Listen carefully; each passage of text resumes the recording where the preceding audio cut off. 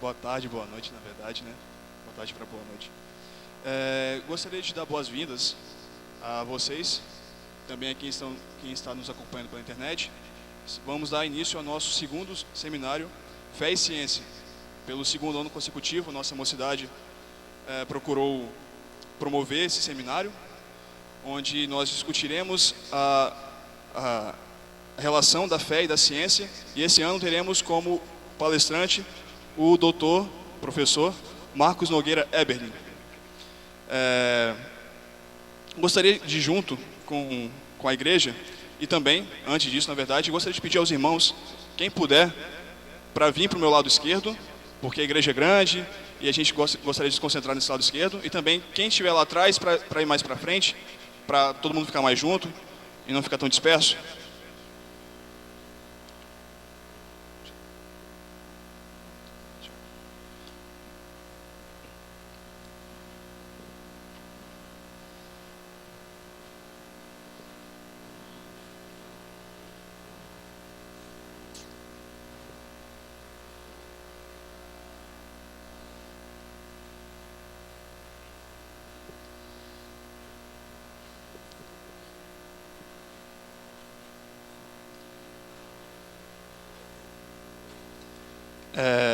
Gostaria de pedir à igreja para abrirmos juntos e lermos juntos 1 Pedro 3:15.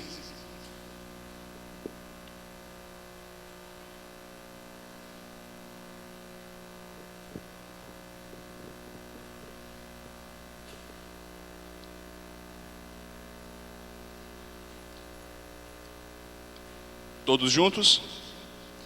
Antes, santificai a Cristo como Senhor em vosso coração, estando sempre preparados para responder a todo aquele que vos pedir razão da esperança e a paz. Se você não passou ainda, certamente passará ou pelo pré-vestibular ou pela universidade. E muitas vezes, independente do seu curso, nós somos colocados em situações que vão contra a nossa fé. Professores, doutores colocam dados, colocam uma ciência que muitas vezes atacam a nossa fé. E nós, como cristãos, muitas vezes não estamos preparados para responder e dar razão da nossa fé para aqueles que nos questionam. Então, a ideia e a intenção do seminário é que possamos ter armas para combater essa luta de ideias, e que o Senhor nos ajude a conhecermos mais a sua palavra, conhecermos mais a sua criação, entendemos mais a sua criação e possamos assim responder àqueles que nos questionam.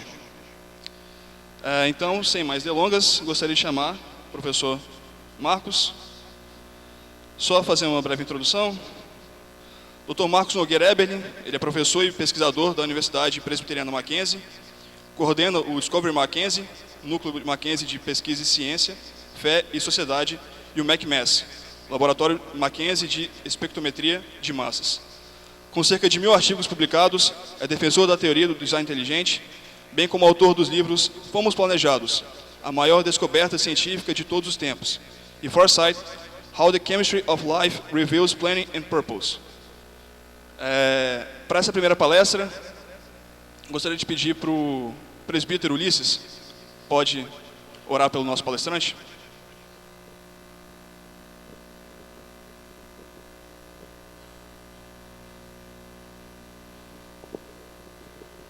Vamos orar, irmãos.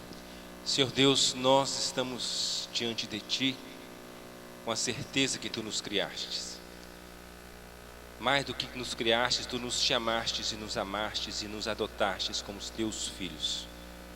Obrigado por essa bênção. Obrigado por saber disso. Obrigado porque todas essas coisas mudam as nossas perspectivas da vida. Agora queremos Te pedir que Tu possas usar o Teu Filho para nos falar da grandeza da criação, do Teu poder, da Tua beleza expressa na criação do universo. Te pedimos que o Teu Santo Espírito possa estar com Ele e conosco, para podermos compreender, e ao compreender, adorarmos cada vez mais a Ti. Em nome de Jesus Cristo, Teu Filho amado. Amém.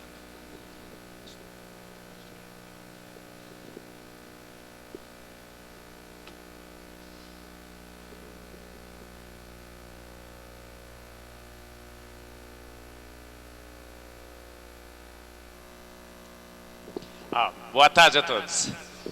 É um imenso privilégio estar aqui falando sobre esse tema tão importante, sobre a relação entre fé e ciência. Porque às vezes a gente fica pensando que isso não é muito importante. Tem algumas igrejas que eu vou, né? Eu acabo minha palestra, a pessoa levanta e fala assim: Marcos, foi tudo muito legal o que você falou aí e tal, mas eu não preciso disso não, eu creio porque eu creio. Você crê porque você crê? Então, se a gente crê porque a gente pode crer também no Henrique Cristo, não pode? Eu sempre dou esse exemplo. Ele fala que é Cristo, reencarnado, né, que já veio a segunda vez. Mas você não crê nele, crê? Por que não? Porque ele não dá evidências. Eu brinco, né? Outro dia ele foi na praia e pegou ondas com uma prancha de isopor. Não pode, né? A gente tem uma fé. O cristão se distingue por ter uma fé racional. É um versículo que foi lido aqui, né? Estás sempre pronto a dar a quem te requisitar, né? A razão da esperança, a razão da fé. A fé é o firme fundamento, é a esperança sólida, baseada em evidências. E essa é a fé cristã que nós temos. Perguntaram para Jesus: por que você faz, Jesus, esses milagres? Ele disse o quê? Para que creiam. Para que creiam. Quando Tomé pediu evidências, o que Jesus fez? Falou: seu cético, não quero saber. Ele falou: está aqui, olha, está aqui, né? As evidências. Então nós temos uma fé racional, uma fé alicerçada em evidências, porque os atributos invisíveis de Deus, seu eterno poder e a sua divindade, se veem claramente aonde? Nas coisas que foram criadas. Então, quando você está na ciência, na química, na física, na cosmologia, na bioquímica, na biologia, ainda mais evidências nas coisas que foram criadas serão apresentadas a você. Eu costumo brincar, a gente está afogado e atolado em evidências de que há um Deus. Não estamos. Mas há um fenômeno muito interessante que tem acontecido recentemente, é que 2/3 dos nossos jovens têm entrado nas universidades, as estatísticas estão mostrando, e eles estão se tornando o quê? Ateus. 2/3. Eu não sei quantos jovens universitários nós temos aqui, né? Mas dá uma olhadinha do lado aí, tenta identificar os jovens universitários ou que irão entrar na universidade. Tenta pegar 3 do seu lado, saiba que desses 3, 2 se tornarão ateus. Quem que está na universidade? Eu vou entrar ainda, levanta a mão, ó, assim, ó. 2/3 de vocês se tornarão ateus, as estatísticas mostram. E por que isso? Porque a gente estamos achando que a ciência hoje refutou a tese de Deus. A gente acha que Deus está morto, que Darwin é absoluto, que o Big Bang explica o universo, que o naturalismo venceu a batalha, e que temos uma fé irracional num Deus que é uma ilusão, um delírio. Dawkins escreveu um livro, né? Deus, um delírio. E os nossos jovens estão se perdendo no ateísmo, confundindo razão com ilusão. Mas será que as evidências estão mesmo contrárias a esse Deus que cultuamos? Será que a gente pode fazer alguma coisa em relação a essa tendência mundial dos jovens cristãos se tornarem ateus? Será que há realmente na ciência, na física, na química, na cosmologia, na bioquímica, biologia, como eu falei, evidências de que um ser de extremo poder, divindade, sabedoria, fez o universo e fez a vida e os fez prontos? É isso que nós vamos falar hoje à tarde. Nós vamos falar sobre as assinaturas de Deus no universo e na vida. Será que ele assinou a sua obra? Uma vez teve um aluno meu, isso é verídico, aconteceu, ele chegou assim para mim na minha sala, falou: Marcos, esse debate e tudo mais, eu acho que Deus bobeou na realidade. Ele poderia ter definido essa questão. Era muito simples, era só ele chegar na célula no cantinho da célula e escrever ali, ó, made by God. Né? O biólogo ia pegar a célula, né, e olhar no microscópio, quando chegasse no cantinho estava escrito o quê? Made by God. Pronto, estava decidido, não estava? Sabe que para Dawkins não, né? Uma vez perguntaram para Dawkins, qual é a evidência que te convenceria sobre a existência de Deus? Aí ele falou assim, aí ele falou assim, olha, pensa bem, pensa, aí acho que foi ele mesmo que falou, né? Nem se uma estátua da Virgem Maria adquirisse vida e começasse a falar comigo, que o filho dela existe, não é? Jesus, Deus e tudo, eu não acreditaria, eu acharia que era uma ilusão. Então talvez tenha pessoas que nem com made by God, do ladinho da célula, se convenceriam, acharia que era uma ilusão, um acaso. Mas aí eu disse para o meu aluno, rapaz, mas ele assinou. Aí ele não assinou em inglês, porque talvez tinha gente que não entendesse inglês, né? Mas ele poderia assim, ó, feito por Deus, tinha gente que não falaria português. Mas ele assinou de uma forma magnífica, com assinaturas indesculpáveis, né? Porque o versículo também continua, né? De forma que somos indesculpáveis. Aí eu brinco, né? O sujeito vai chegar lá e falar assim, Senhor, eu nunca te vi. Então eu não criei, porque eu nunca te vi. Ele fala, rapaz, você é pequenininho, pôs o dedo na tomada, não pôs? Levou um choque, não levou? Tchum, passou a crer no elétron, não é? Mas você nunca viu o elétron, mas você cria, por quê? Porque as evidências estavam lá. E a gente é atolado e afogado em evidências, não somos? E as assinaturas de Deus no universo e da vida são inúmeras, são inúmeras. Então ele não escreveu em português e em inglês, mas ele escreveu com complexidade, informação, anteevidência, com simetria, com beleza, com charme, com perfeição, com estratégias magníficas do ponto de vista físico, químico, biológico.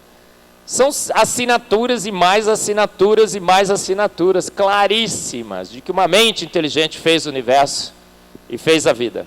É isso que nós vamos falar agora hoje à tarde, tá bom? Então vamos lá, olha, mas se você anda por aí, a história é outra, não é? Em 2008, eu era professor ainda na Unicamp, tinha o meu laboratório lá, o laboratório Thomson, tinha 55 alunos na época, um laboratório muito grande, cheio de alunos, a gente estava publicando bastante e tal. Eu estava feliz da vida, contente, calmo, tranquilo. Eu achava que a Deus existia, a evolução era fato, eu tinha posto Deus para guiar a evolução, eu era um evolucionista teísta, estava de boa lá na minha sala, não tinha nenhum problema. Até que essa revista saiu, Darwin, o homem que matou Deus. Tiro no pé, hein? Eles não deviam ter publicado essa revista. E aí está escrito lá, olha, há 150 anos Darwin descobriu como a vida pode existir sem a intervenção divina. Agora a teoria da evolução está sendo usada para explicar mistérios ainda mais misteriosos. Aí eu fiquei muito bravo, porque eu achava que Darwin era amigo de Deus. Eu tinha casado os dois. Eu falei assim, não, mas matar o meu Deus, não. E eu fiquei muito, né, da vida. E aí eu fui dar minha aula de Química Geral. E eu estava dando aula de Química Geral para os alunos da computação. Os da computação na Unicamp normalmente são os melhores. E entre os melhores estava o primeiro lugar, naquele ano, 2008, do vestibular da Unicamp. Um jovem negro. E aí puseram assim, extra, um negro entra em primeiro lugar na Unicamp. Por que extra? Porque a evolução um dia disse que havia raças superiores e inferiores. Eu falo muito sobre isso, não é? Como que a evolução desqualificou os negros. Colocou em jaulas, em zoológico, junto com os chimpanzés para demonstração da evolução. Tem um documentário do Discovery Institute, Human Zoos, assista. Mas então estava lá o negro, esse rapaz brilhante, a gente discutia muito na minha aula de química e tudo mais. Aí de repente ele falou, professor, o que está acontecendo com o senhor hoje? Eu falei, por quê? Parece que o senhor está meio da vida. Eu falei, tô mesmo, rapaz. Por quê? Aquela revista falou isso. Aí a classe inteira falou, mas professor, o senhor crê em Deus? Porque cientista bom é cientista ateu, não é? E todo cientista é Ateu, não é a ideia que todo mundo tem de cientista? Aí eu falei, claro que eu creio em Deus. Nossa, professor, a gente não acredita, mas quais são os seus argumentos? Aí a gente começou a discutir. Aí, de repente, a gente falou assim, professor, por que você não dá uma aula? Por que você não dá uma aula sobre isso? Eu falei, claro, na próxima aula. Rapaz, aí as minhas pernas tremeram, né? Eu saí de lá e falei, gente, agora eu vou ter que dar uma aula sobre esse assunto. E a partir desse momento, eu comecei a estudar a evolução e o debate entre a causa inteligente e a causa natural como a causa que deu origem para a vida e para o universo. E o que eu descobri? Será que Darwin matou Deus? Será que as ideias de Darwin realmente se sustentam hoje? Eu descobri que, na realidade, as evidências científicas são todas favoráveis a uma mente inteligente. E que a teoria que um dia Darwin propôs não se sustenta mais nas evidências científicas mais recentes. E a partir desse momento eu comecei a questionar Darwin e a defender a teoria do design inteligente. Vou falar bastante sobre essa teoria para vocês, agora à tarde e à noite. Como que as evidências científicas não corroboram essa capa? Que Darwin teria um dia matado Deus, que ele teria explicado como a vida surgiu nesse planeta, que lenta, gradual e sucessivamente todos os seres vivos foram evoluindo. Que o chimpanzé, os chimpas, são teus manos, não te disseram isso?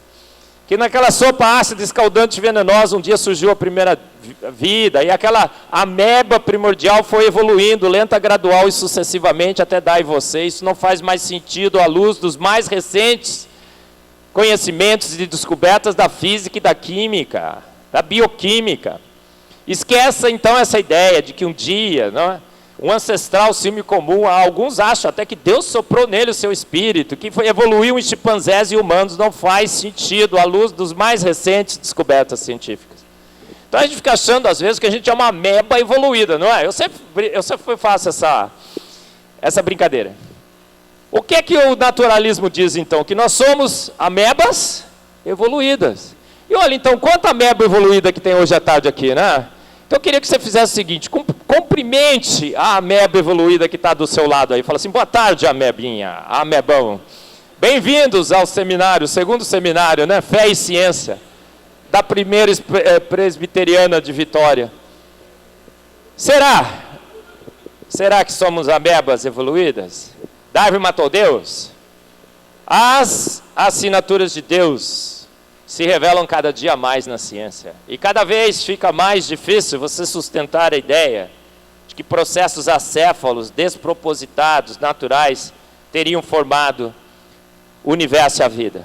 Mas se você anda por aí, né, você entra numa aula de física, se você vai assistir, você abre a Super Interessante, isto é, aquela outra revista, que nem mais falo o nome, liga naquela TV, que eu também não falo mais o nome, e aí o que é que você vai ver? No Discovery. Aí você vai falar, não gente, para com essa ideia de que Deus existe. A ciência já provou como a vida surgiu através de Darwin. A ciência já provou como o universo surgiu, porque há bilhões de anos atrás, não existia o que há bilhões de anos atrás, segundo essa teoria? Não existia nada, não existia matéria, não existia espaço, não existia energia, não existia tempo. Então existia o quê? Nada. E aí o que acontece desse nada? Ou nada, porque não existia nada. Você consegue pensar nesse nada que existia bilhões de anos atrás? Pensa nesse nada. Não dá nem para pensar no nada, por quê? Se você pensa em alguma coisa, não é nada, né? Aí o nada, pensa no nada. Não dá para pensar, né? Então não pensa. O nada faz o quê? Há bilhões e bilhões de anos atrás. Para criar o universo, ele pega o quê? Nada, porque não existia nada. E ele quer fazer o quê com esse nada? Nada, porque o nada não tem vontade de fazer nada, não? E ele pega o nada, para nada, por nada, e desse nada ele faz o tudo. Aí eles falam flutuações quânticas, né? Outro dia eu estava assistindo um documentário sobre flutuações quânticas. Gente, as coisas assim, ó, não tem nada, as coisas aparecem, desaparecem, né? É mágica, pura mágica, né? E aí as flutuações quânticas, não é que se diz através da mecânica quântica, aquela disciplina que quanto mais você estuda, menos você entende, né? Que de repente esse nada faz o universo surgir. E esse universo surge primeiro como uma nuvem gasosa em expansão contra o nada. Porque não tinha nada, né? Está expandindo contra o quê? Contra o nada. E é uma nuvem gasosa. Gente, você sabe o que é gás? Eu sempre faço esse exercício também. Levanta a mão assim e abana o que está em cima de você. Ó. Todo mundo, hein? Tem gente que não está fazendo o exercício, hein, pastor? Dá uma olhada lá atrás. Ó, pronto, tá bom, chega. Você abanou, você sentiu esse gazinho que tem... É isso que formou você. Alguma coisa, o seu tataravô era mais ou menos assim. Um gás em expansão contra o nada. E esse gás tinha o quê? Agora tem nitrogênio e oxigênio, né? Na proporção de 3:1, você sabe. Sabe, né? Se você não sabe, rapaz, você já respira esse ar há 60 anos e não sabe o que tem. Nitrogênio e oxigênio na proporção de 3:1. Mas no início nós tínhamos átomos de hidrogênio e hélio. Agora, átomos de hidrogênio e hélio, expansão contra o nada, têm a obrigação de formar o universo, com os planetas, os asteroides, os cometas, as estrelas, os pássaros, as plantas, os mares, os oceanos. Será que é razoável pensar nisso? Os nossos jovens estão abandonando o nosso Deus para crer nisso. Pondé outro dia parafraseando Chesterton, o maior de todos os filósofos, sem dúvida, pelo menos as frases dele são incríveis. Ele diz assim: quem não crê em Deus, crê no monte de bobagens. Gente, agora uma nuvem gasosa em expansão contra o nada tem que formar o universo. Mas para essa nuvem gasosa em expansão contra o nada formar o universo, o que precisa acontecer? Essa nuvem gasosa em expansão contra o nada tem que ser agora comprimida e contraída e apertada e sufocada em grandes estrelas. Estrela é uma massa de gás de alta pressão e temperatura. Mas será que dá para formar estrelas a partir de uma nuvem gasosa de átomos de hidrogênio e hélio em expansão contra o nada? Não dá. Cada dia sai um artigo novo sobre o mecanismo de formação de estrelas. Se cada dia sai um artigo novo, isso significa o quê? Que eles não têm mecanismo. Senão já não saía mais. Não é verdade? E aí, uma nuvem gasosa em expansão contra o nada, dá para comprimir? É outro exercício que eu gosto de fazer, né? Gente, agora pega esse ar que está aí em cima de você, pega as duas mãos assim e pega um pouquinho dele, vai, todo mundo, participa do exercício. Pega aí um pouco de gás. Agora aperta esse gás, porque você vai ter que formar uma estrela. Aperta. Aperta.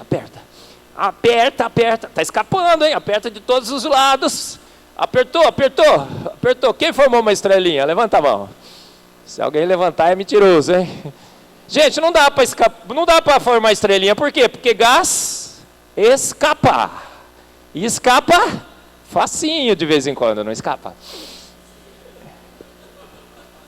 Gente, não tem nada agora para comprimir esse gás. E esse gás tem que formar milhões e milhões e milhões e milhões e milhões de estrelas. Gás sobre alta pressão e temperatura resiste à compressão e escapa. Outro dia um menino falou assim: Marcos, você está falando isso daí, é bobeira, você não sabe física, não sabe não sei o que e tal. Olha, eu tenho no meu computador programas de simulação e as estrelas todas se formam. Se formam, claro. Por quê? Porque eles partem depois do colapso gravitacional. É óbvio que você pegar uma grande massa de gás e comprimir e apertar até um certo ponto, depois desse certo ponto, comprime e forma estrela. É claro, as estrelas existem. Mas eu quero saber como você chega no colapso gravitacional sem nenhuma força que possa fazer isso. Aí eles falam assim: flutuações de densidade.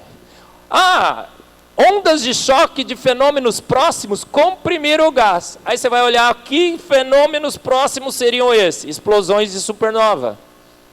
Então é o único modelo que usa estrelas para explicar a formação de estrelas. Gostou, né?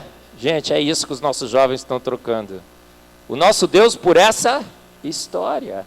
E agora aquelas estrelas explodem. Várias e várias gerações de supernova. E os elementos mais pesados são formados. Tem grandes problemas na formação de elementos mais pesados. Eu discuto no meu livro, Fomos Planejados, a parte química e tudo mais. Para formar carbono, você precisa de 2 milagres químicos. É a ressonância de Hoyle, você precisa ter um estado excitado do carbono com uma energia que bate exatamente com a partícula alfa e um estado eletrônico do berílio. É uma coincidência cósmica absoluta, absurda, para que o carbono possa ser formado e os elementos mais pesados possam ser, numa cascata, formados nessa sequência. O carbono não deveria existir no universo. Ou se existisse, seria muito pouco, mas o carbono é a base da vida. Mas tudo bem, aí explode, os elementos mais pesados se formam e uma poeira cósmica agora tem no universo. Então não é mais ar, gás, agora é poeira cósmica, de elementos mais pesados. Aí o Tyson aparece na série Cosmos, com aquele ar de erudição. Eu sei como o universo se formou, e ele diz, a poeira cósmica do universo agora habita em mim. Aí eu fico dizendo, rapaz, nem o Bispo Macedo fala tão bem como ele. Não é? É uma pregação. É uma pregação. E aí, a poeira cósmica tem que formar gente, não tem? O que acontece com essa poeira cósmica? Agora forma pequenas pedrinhas. Uma pedrinha bate com a outra. Olha só, formou pedrinhas agora no universo. Uma pedrinha bate com a outra, pá! A energia cinética transformada em energia interna funde a superfície da pedrinha e uma pedrinha cola com a outra. Eu digo que esse é o efeito super bonder cósmico. Pá, pá, pá, pá, vai grudando. Gente, colisão entre pedrinha. Você já viu uma pedrinha batendo na outra? O que acontece? Felipe, joga uma pedrinha aí, eu vou jogar uma pedrinha aqui, tá? Uma ilusão, joga aí. Pá. O que aconteceu quando elas duas bateram? Espatifa, gente. Mas no modelo cola, uma pedrinha cola com a outra, pá, já viu isso daí? E aí, um planeta incandescente, de rocha incandescente, se forma a Terra, com 1.200 condições únicas que só a Terra tem, mas o planeta é rocha incandescente e ele esfria. Mas o planeta que nós temos é o planeta Terra? Não, como é que ele chama? O nome certo deveria ser planeta Água, porque 2/3 da sua superfície é coberta de água. Mas aí de onde veio a água? Não tem água, porque é uma rocha incandescente que esfriou. Eles disseram, não, tem os cinturões de blocos de gelo no universo. Júpiter, pela sua gravidade, atraiu esses blocos de gelo. Está vendo a história? Tá imaginando o cenário? E aí fez o quê? Pegou por gravidade, atraiu os blocos de gelo, e os blocos de gelo foram atraídos para a Terra. E o pior, acertou. Você já viu o tamanhozinho da Terra no espaço? O bloquinho de gelo foi atraído, fez assim, pá, bateu na Terra. Gente, que mira, não? E blá, blá, blá, blá, blá, blá, choveu o bloco de gelo aqui e formou-se uma superfície coberta com 2/3 de água. Um líquido milagroso. Você sabia que a água é sobrenatural? A água não deveria existir. Como o carbono não deveria existir, ele é sobrenatural. Essa ressonância de Hoyle é sobrenatural. A água também não deveria existir, porque a água tem 74 propriedades físico-químicas únicas que só a água tem. Já imaginou um líquido ter 74 propriedades físico-químicas únicas que só esse líquido tem? Eu sempre brinco, é que você nasceu, você fala assim, nossa, eu consigo pular 10 metros. Eu sou o único homem no mundo que consegue pular 10 metros. Eu consigo ler a mente de todo mundo, ninguém consegue. E eu consigo fazer isso. Você consegue descobrir que você tem 74 propriedades que só você tem. O que você fala? Eu sou o cara. Não é o Romário, sou eu. Lembra quando o Romário falou, né? Eu sou o cara. Eu que sou o cara, 74 coisas que sou eu. Gente, alguém conspirou a favor de mim. 74 propriedades. Essa água agora cobre todo o planeta. E aí o que eles dizem que aconteceu? Estou contando sua história, tá vendo, né? Segundo o naturalismo, essa é a sua história. E aí forma-se uma sopa, com aquela água que veio lá de São Júpiter. O santo Papai Noel sideral, que mandou os bloquinhos para cá.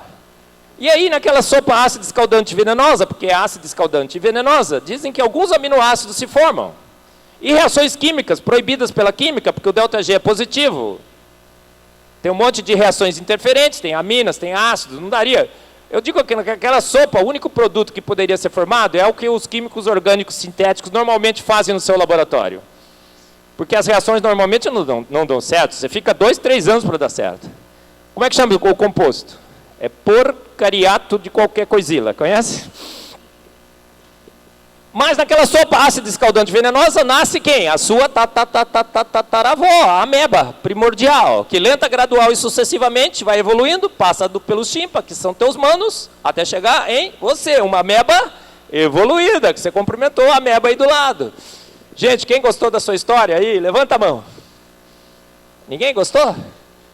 É essa a história do naturalismo. Gente, eles mostram isso em vídeo do Discovery. Você fala, nossa, gravaram, deve ser verdade. Não é? Eles mostram aquela sopa ácida assim, o primeiro glu, glu, glu, glu, a ameba saindo de lá. Mostra um chip evoluindo em você. Fala, nossa, gente, gravaram tudo em vídeo. É verdade. Modelo da acreção, né? Esse de forma planeta, Júpiter. Foram fazer a razão isotópica da água, de hidrometeoritos e da água da Terra, bateu? Não, é diferente. É tanta certeza que o naturalismo tem de que tudo isso é verdade, que alguns anos atrás, Richard Dawkins levantou fundos e colocaram lá em Londres essa frase nos ônibus, circulou lá por várias semanas. O que está escrito nessa frase? Você não está lendo, né? Deixa eu ler para você em inglês, depois a gente traduz. There's probably no God. Now stop worrying and enjoy your life. O que está dizendo aqui? Provavelmente não há Deus. O que ele quer dizer com essa frase? A ciência matou Deus.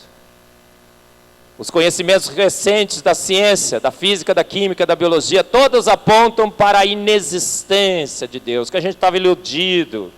É um delírio. Então, se Deus não existe, pare de se preocupar. Mas pare de se preocupar com o quê? Now stop worrying. Worrying about, acerca do quê? O que ele está querendo dizer? Talvez, se Deus existe, talvez você tenha que prestar contas dos seus atos. Talvez, se ele realmente existe, existem os seus filhos e as suas criaturas. Não é assim? Existe o bem e o mal, o certo e o errado. Mas pare de se preocupar com o certo, o errado, o bem e o mal. A filosofia desse mundo é seja feliz, não é? Seja feliz. Então seja o que você quiser. Outro dia um rapaz queria ser uma galinha, não sei se vocês viram, mas ele se pintou e se vestiu de galinha, sentou em cima de ovos e ficou chocando. Aí todo mundo fala, que bonitinho. Não, tem gente que se tatua todo de lagarto. Agora o menino não veste mais azul, menina não veste mais rosa. Somos multicoloridos. Percebeu as implicações filosóficas e teológicas? Outro dia, né, teve uma ministra, não vou dizer o nome dela, mas teve uma ministra que puseram um filme dela, um vídeo de 2013, passou naquela TV falando assim, olha, foram os evangélicos que saíram das universidades. E demos lugar ao ateísmo que tomou conta e influenciou a nossa sociedade. Verdade ou mentira? Verdade. A ciência foi criada por homens que criam em Deus. As principais universidades do mundo foram criadas por homens que criam em Deus. A reforma, né? Nós tivemos o aniversário dos 500 anos. Eu dei uma palestra, olha, lembrem das consequências da reforma para a ciência no mundo. A ciência nasce com a reforma, praticamente a ciência moderna. As principais universidades do mundo, os principais cientistas nas principais áreas. Boyle, o pai da química, Schrödinger, Planck, mecânica quântica, Pasteur. As principais áreas da ciência. Nasce com essa percepção, mas agora o que? Esqueça, pare de se preocupar e seja feliz, seja feliz, seja feliz. Nós abandonamos a universidade. Aí outro ministro falou assim, olha, ela está errada, sabe por quê? Não se mistura ciência com religião. A evolução já foi provada, deixa ela lá, a gente vai cultuar Deus aqui, está certo isso? Errado. Todas as descobertas e todas as teorias científicas que vão tratar das nossas origens terão necessariamente profundas implicações filosóficas e teológicas. Por isso que a gente está aqui estudando essa relação entre fé e ciência, não é? A nossa sociedade está assim, enjoy your life, seja feliz, baseado nessa percepção. Por isso que a melhor universidade do Brasil, A Universidade Presbiteriana Mackenzie. Gostou dessa, né? Vou pedir um aumento para o meu chefe na segunda. Olha, eu falo isso, né? Parece que é brincadeira, mas eu considero realmente a Universidade Presbiteriana Mackenzie a melhor do Brasil. Porque ela é pioneira. E ela realmente faz o que uma universidade deve fazer. Coloca o ponto e o contraponto. Não é? Quem pensa A, quem pensa B. Vamos discutir, vamos debater. Criou, então, a Universidade Presbiteriana Mackenzie, no ano passado, o Discovery Mackenzie, Núcleo de Pesquisa Mackenzie em Ciência, Fé e Sociedade, para discutir as influências das teorias científicas sobre a nossa fé e a nossa sociedade. A gente tem que discutir isso, porque estamos perdendo os nossos jovens, 2/3 dos nossos jovens se tornando ateus. A nossa sociedade está de cabeça para baixo, o que era bom virou ruim, o que era ruim virou bom. Por quê? Porque uma percepção de que Darwin matou Deus, de que a ciência é absoluta, que o Big Bang explicou o universo, todo o universo, e de que a evolução mostrou que a gente veio daquela ameba primordial, que os chimpas são os nossos parentes evolutivos, meros mamíferos. Olha só. O modelo do Big Bang, as pessoas falam assim, nossa, Marcos, mas está mostrando que Deus teve o início, que o universo teve início. Sim, teve o início, parece que sim. Está expandindo, parece que sim. Mas será que esse modelo explica o universo como nós vemos? Não explica. Outro dia eu estava no CERN, fui visitar, eu era presidente da Sociedade Internacional de Espectrometria de Massas na época, estava com um grupo muito grande de cientistas, nós sentamos todos lá e eles foram dar uma palestra para o grupo. Aí o professor chegou lá e falou assim, olha, aqui nós descobrimos a origem do universo. Eu falei, epa, acho que não, hein? Estava sentadinho lá. Ele falou assim, olha, a gente descobriu, mas a gente tem alguns problemas. Eu falei, epa, tem um montão, hein? Eu sei, eu tenho estudado isso aí, hein? Ele falou assim, olha, um pequeno probleminha é a antimatéria. Gente, nas flutuações quânticas, se você assistiu os desenhos, é assim, ó, pum, pula do nada, aparece um elétron e um antielétron. Aparece um próton e um antipróton. Então, se realmente as flutuações quânticas deram origem à matéria desse universo, nós deveríamos ter matéria e antimatéria, que se aniquilariam, não deveria ter mais nada.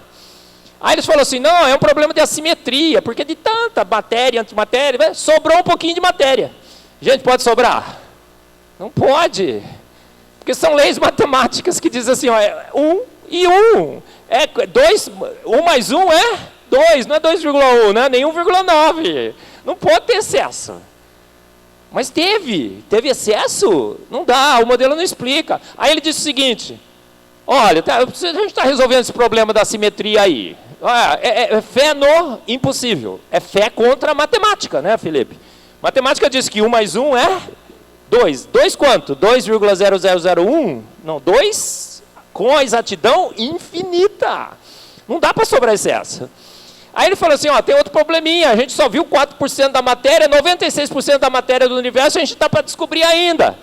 Espera aí, o modelo que explicou o universo não consegue explicar metade do universo que sumiu e nem 96% da matéria que nunca foi vista. Aí ele falou assim, sabe o que a gente chama isso daí? De matéria escura. A matéria escura é o grande saci pererê da ciência. Todo mundo sabe que existe, mas ninguém nunca viu. Gente, você vai trocar o seu Deus por essas teorias? Vai, jovens, vai trocar? Quem é que quer trocar aí? Levanta a mão. Gente, 2/3 dos nossos jovens estão trocando o nosso Deus, eterno, poderoso, onipotente, onipresente, onisciente, que chamou as coisas à existência pelo poder da sua palavra. Por essa história aí. Mas, extra, a esperança. Quando tudo parece que vai ruir, o que acontece? Um maluco, beleza. Michael Behe, ele esteve no Brasil aqui, na semana passada. Eu fiquei com ele manhã, tarde e noite. A gente foi em quanto é lugar, tudo lugar lotado, todo mundo abraçando, tirando foto com ele e tudo mais. Nossa, eu chorava literalmente. Porque esse maluco beleza aí, Michael Behe, agora é quase um brasileiro, porque está vindo aqui, né? Quase um mackenzista, orgulho de ser mackenzista que nem eu. A gente vai dar uma placa para ele de mackenzista. Já veio 3 vezes no Brasil, Augustus Nicodemos foi o que trouxe 2 vezes, agora a gente trouxe ele de novo. E esse maluco beleza, em 1996, lança esse livro, A Caixa Preta de Darwin. E bum! O naturalismo é, pela primeira vez, desafiado. O Michael Behe, esse maluco beleza, você lembra do maluco beleza, né? A música de quem? Raul Seixas. Enquanto você se esforça para ser um sujeito normal e fazer tudo igual, eu do meu lado aprendendo a ser louco, maluco total, uma loucura geral. Ele era louco, mas as músicas eram fantásticas, né? Sou fã dele. Aquela eu nasci há 10 mil anos atrás e não tem nada nesse mundo que eu não saiba demais. Também está sabendo, hein? Tem um monte aqui que é fã do Raul Seixas, parece.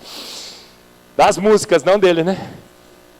Mas, em 1996, esse livro, A Caixa Preta de Darwin, é lançado. Abala os alicerces do naturalismo, porque o Michael Behe diz o seguinte, gente, a gente cria em Darwin. Absolutamente criamos em Darwin, porque nunca tínhamos aberto a caixa preta da vida, a célula. Para Darwin, a caixa preta da vida, a célula, era um glóbulo de gelatina. Uma coisa extremamente simples. No tempo de Darwin, eles não achavam que inseto não tinha órgão interno, você sabia? Porque se apertava o inseto, saía aquela gosminha. E falava assim, inseto é feito de gosma. É sério, você está rindo, mas é sério. A célula olhava assim, nossa, é uma gosminha. Mas quando abrimos a caixa preta da vida e vimos o que temos dentro da célula, o Michael Behe diz, é uma cidade nanomolecular, de nanomáquinas, robôs, fábricas. É muito, muito mais sofisticado do que aquela cidade dos Jetsons. Quem assistia Jetsons aqui? Não é? Muito, muito mais. E ele falou assim, o rei está nu. Darwin está nu. Desculpa aí, mas está. E há evidências claras de uma mente inteligente. Parece que os pais da ciência estavam certos. E a gente se enganou com Darwin. Olha só. Então a mensagem do design inteligente não é só a favor do design inteligente. Eu queria que todos entendessem isso. Ela é fortemente contra a evolução darwiniana. Ela se opõe a Darwin e, ao mesmo tempo, fortemente indica para o design inteligente. É assim que é o design inteligente, porque tem outras pessoas dizendo outras coisas por aí. Então eu quero que você entenda. A teoria do design inteligente diz assim, as evidências a favor de uma mente inteligente são extraordinárias e contra a evolução darwiniana também são extraordinárias. E aí a teoria do design inteligente surge, esse livro faz um grande sucesso no mundo inteiro. Foi traduzido a primeira vez em português, acabou, estava lá nos sebos, no Mercado Livre e tudo mais. O pessoal estava vendendo por 400, 500 reais. O pior é que vendia, porque punha lá, pum, pum, vendia e aparecia outro. Até que ele foi realmente, novamente traduzido. Dessa vez por alguém que entende de química, entende de bioquímica. A tradução ficou magnífica, sensacional. Eu conheço o cara que traduziu. Ele é lindo, magnífico, joia, bacana, muito legal. Quem é que traduziu, gente? Eu. Sei como eu consigo falar isso, né, Felipe? E aí, gente, a teoria do design inteligente surge no mundo inteiro.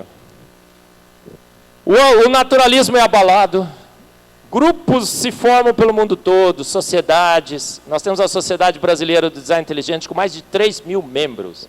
Vou sair com uns 3.200 aqui, né? Você vai se filiar. Livros e mais livros são publicados, discussões, debates. O último livro do Michael Behe, o Darwin Devolves, olha só que coisa interessantíssima. Assim que ele foi lançado, foi um grande sucesso no mundo inteiro. E a Nature escreveu um review contra o livro. Sabe quantos revisores tinha? 3 revisores no artigo de revisão da Nature.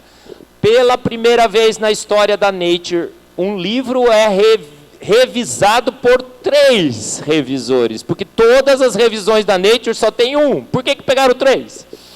Ninguém chuta cachorro morto. Parece que a gente está incomodando, não está? 3 revisores da Nature para bater no Michael Behe. E o Darwin Devolves é uma segunda bomba atômica na evolução, mostrando que a evolução, mesmo quando ela é benéfica, ela se dá por involução, por destruição, por nocauteamento de genes. Incrível, não é? Então o Michael Behe lança a sua tese, que abala o naturalismo. E o que o Michael Behe, em suma, quer dizer com a tese do design inteligente? Que há inteligência no universo. O universo tem QI. E esse coeficiente de inteligência do universo é quanto? É o infinito. E cada vez que a gente estuda, esse infinito aumenta mais. Felipe, dá para aumentar o infinito? Matematicamente? É fácil, hein? Dá para aumentar? É fácil aumentar. Pega assim, infinito mais 1. Aumentou, não aumentou? Dá para ir além do infinito? Eu sempre brinco, né? É fácil ir além. Gente, teve um grande filósofo que falou isso, que dá para ir além do infinito. Quem foi o grande filósofo que disse que dá para ir além do infinito? É o Buzz Lightyear, gente. To infinity and beyond. Ao infinito e além. Não sei se você assiste os filmes, né? Mas são fantásticos, não são? O último é magnífico. Não sei se você assistiu. Né, aquele palitinho lá, né? Aí ele fala, por que eu sei que eu sou amada pela menina que eu esqueci o nome?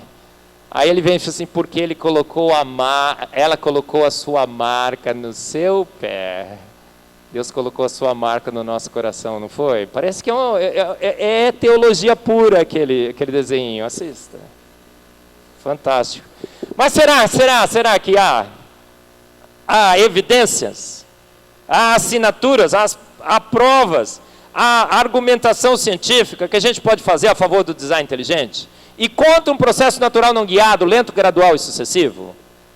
Essa é a tese do design inteligente, tá? A gente não só está defendendo o design inteligente, a gente está rebatendo aquela tese de que um processo lento, gradual e sucessivo, acéfalo despropositado, um dia pegou o gás e transformou em universo. Porque alguns acham assim, olha, Deus acertou as condições do universo, para que o universo se formasse. Desculpa lhe dizer isso, mas então Deus não sabe fazer contas. Porque as forças naturais não teriam poder de criar o universo. Deus guiou a evolução darwiniana. Deus, então, não sabe guiar processos biológicos, porque a evolução bioquímica não faz sentido. Parece que as evidências são todas de que Deus chamou as coisas à existência pelo poder da sua palavra. Outro dia eu estava numa igreja e falei assim, não, porque os que criam ainda em Gênesis 1 e 2, literal, Adão e Eva e o paraíso, Deus chamando essas coisas pela existência, pelo seu poder da sua palavra, não existem mais nessa igreja. Eu falei, gente, chama eles de volta. Parece que a nossa fé, como foi defendida pelos pioneiros da nossa fé, está hoje sendo referendada pela ciência mais recente. Parece que as evidências são de que o universo e a vida foram feitos prontos. E vamos dar uma olhada se isso é verdade ou mentira? Quando a gente olha no céu com os nossos telescópios, será que a gente vê o produto de uma grande explosão? Um gás em expansão contra o nada que foi se aglomerando, blá, blá, blá, blá, blá, blá, blá, até dar em você? Lembra aquela história que eu contei? Gente, quando a gente olha para o universo, a gente vê o quê? Primeiro, um universo imenso. Sabe qual é o tamanho do universo visível? Quantas galáxias tem lá? 2 trilhões de galáxias. Você acha que é pouco? Começa a contar. 1, 2, 3, 4. Você vai morrer e não terminou de contar. 2 trilhões de galáxias. Cada uma dessas galáxias tem 100 bilhões de estrelas. Só no universo visível. Diz que o universo que a gente não vê, porque não chegou a luz ainda aqui, é 400 vezes maior. Já pensou? Felipe, você que é bom de matemática. 2 trilhões vezes 400, quanto que dá? Agora calcula o número de estrelas. Nem o matemático consegue fazer as contas, está vendo? Gente, é muita estrela, não é? Mas se é um produto de uma grande explosão, elas deveriam estar todas dispersas ao léu, mas elas estão organizadas em galáxias. Cada dia sai um modelo novo para a formação das galáxias. Por quê? Porque não tem modelo. E é incrível, né? Porque as galáxias são estabilizadas. Normalmente tem um buraco negro no seu interior, porque ele atrai todas as estrelas. E cada uma dessas galáxias tem uma forma magnífica, incrível. Por que tem uma forma linda, magnífica, incrível? Porque ele é um designer. Ele não ia jogar ao léu, né? Ele organizou em coisas lindas, magníficas. É um Deus que gosta das coisas belas. É um Deus que aprecia beleza, charme, perfeição, não é? E as galáxias são magníficas. Diz que tem espiral, esférica e irregular. Irregular? Sabe por que é irregular? Porque as formas são tão magníficas que não dá nem para descrever, não? Em modelos simples. Magníficos. E a gente vai ver todas as estrelas nessas galáxias, elas são coloridas. Aí você vai falar assim, isso é uma assinatura? É claro que é. E eu vou te explicar para você. Porque a radiação eletromagnética vai desde lá do raio-x, gama, infravermelho, ultravioleta e tal. Se você vê a escala da radiação eletromagnética, o visível é extremamente fininho, curtinho. Então qual é a chance do universo ser visível? É mínima. Mas o universo é todo, opera no visível, em luz que tem cor. O universo, todas as estrelas são coloridas. Agora, quem que enxerga no colorido? Você. Seu olho enxerga em 10 milhões de diferentes tonalidades de cor. Imaginou isso? O universo precisava ser colorido? Podia ser cinza. Estava bom, não estava? 50 tons de cinza. Quem está rindo aí assistiu o filme, né? Eu também. Gente, poderia ser cinza. O universo poderia emitir raios gama, raio-x, mas ele emite no colorido e todas as estrelas são coloridas. Por quê? Porque ele é um designer. E ele fez o seu olho para enxergar 10 milhões de diferentes tonalidades de cor, porque o show é para quem? Para você. Outro dia um ateu falou assim, Marcos, não faz sentido esse universão aí, grandão, porque se Deus quisesse criar só um planetinha, né? Para ter vida naquele planetinha, ele punha um planetinha aqui, umas estrelinhas ali, já estava bom. Gente, quando você não entende as características, os atributos do nosso Deus, você fica falando isso. Eu falei, cara, você não entende, sabe por quê? Porque além dos atributos todos que a gente conhece de Deus, tem mais 2 atributos que são muito claros em relação a Deus, que eu que fico falando isso daí por aí. Quais são esses 2 atributos? Ele é um exibido e um exagerado. Não é, Felipe? Exibido e exagerado. Ele não está concordando muito comigo, não. Exibido e exagerado. Gente, precisava 2 trilhões de galáxias. 100 bilhões de estrelas em cada uma delas. Agora, por que ele é exibido e exagerado? Você sabe? Culpa nossa. Porque a nossa fé é grandona, não é? Que nem uma bola imensa. Qual o tamanho da nossa fé? Um grão de... tamanho de um grão de mostarda? A Bíblia diz que é menor. Então ele precisou exagerar, né? Por que o universo é desse tamanho? Para demonstrar a sua glória. Ele quis dizer... A gente canta assim, né? Quão grande é o Senhor, quão grande é o Senhor. Cantarei quão grande é o Senhor. E todos hão de ver quão grande é o meu Deus. Como é que a gente sabe o tamanho de Deus? Olha o universo que ele fez. Para o louvor da sua glória. E todas as estrelas são coloridas, não sei? Eu não sei se essa piada vai fazer tanta graça aqui, mas eu acho que sim. Tem estrela vermelha, tem estrela amarela, tem estrela azul, tem estrela de tudo quanto é cor. Só não tem estrela de uma cor. Qual seria? Estrela verde. Por que não tem estrela verde? Porque o Palmeiras não tem mundial.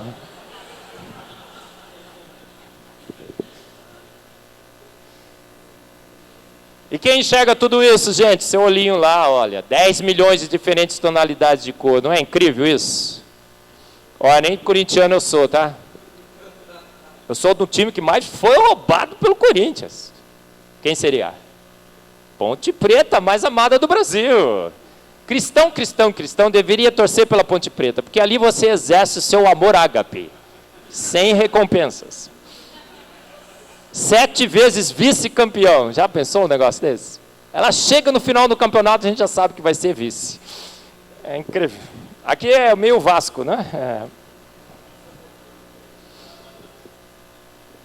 Rapaz, mas entre 2 trilhões de galáxias, o que acontece? Ele vai e escolhe a melhor galáxia. A Via Láctea é perfeita para a vida, ela é planar, todos os corpos que estão no mesmo plano nos protegem da radiação do centro.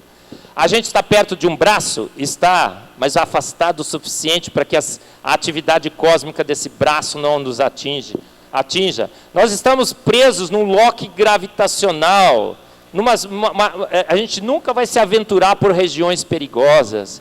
Todas as simulações mostram que a galáxia que foi escolhida é a melhor, a posição é a melhor. Na realidade, nós habitamos a suíte presidencial do universo.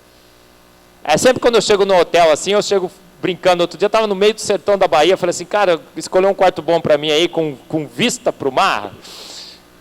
Ele falou, sertão da Bahia está meio difícil, né? O nosso quarto tem vista para o mar. É o melhor dos todos os quartos. É a suíte presidencial do universo. A gente está na melhor região, uma região calma, tranquila. Não tem poluição visual, então você olha para o céu e enxerga tudo. Não tem astros e grandes estrelas que poderiam estar explodindo, supernovas. Tem pouco meteoro, asteroides que estão passando e tudo mais.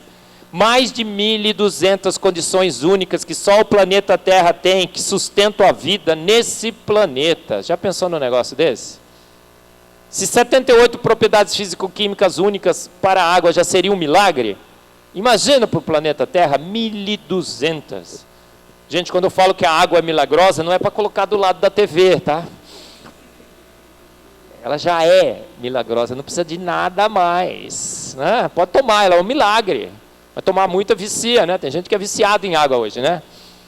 Fica 2, 3 dias sem tomar, já tem crise de abstinência, não é? É verdade. Brincadeira.